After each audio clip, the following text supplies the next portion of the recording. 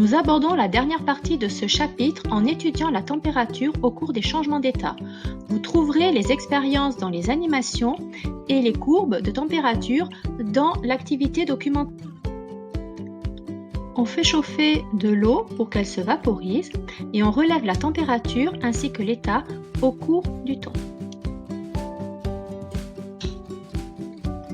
La température augmente rapidement puis se stabilise à 100 degrés Celsius. Ce palier de température, qui est horizontal, indique que l'eau est pure.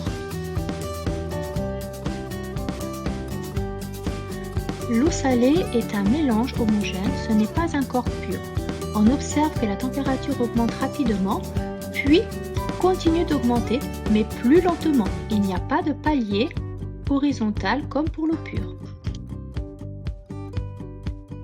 Ce graphique permet d'observer la différence entre la courbe de température de vaporisation d'un corps pur et d'un mélange. Pour un mélange, il n'y a pas de palier. Un corps pur présente un palier, une zone horizontale.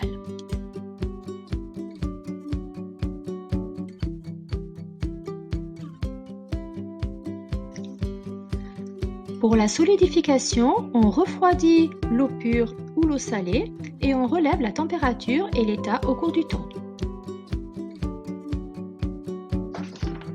Sur cette courbe, on observe un palier, une zone où la température reste constante. C'est donc un corps pur, c'est de l'eau parce qu'elle est à 0.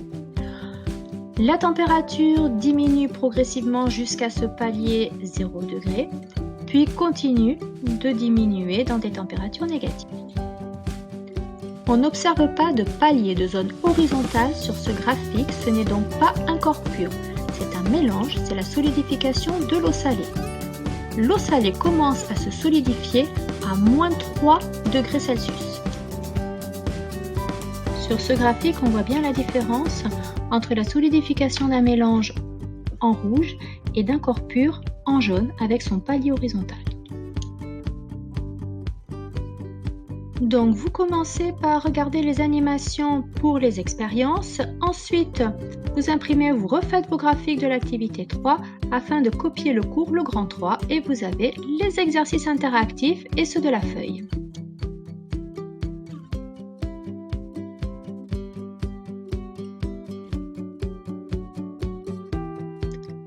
À bientôt et prenez soin de vous.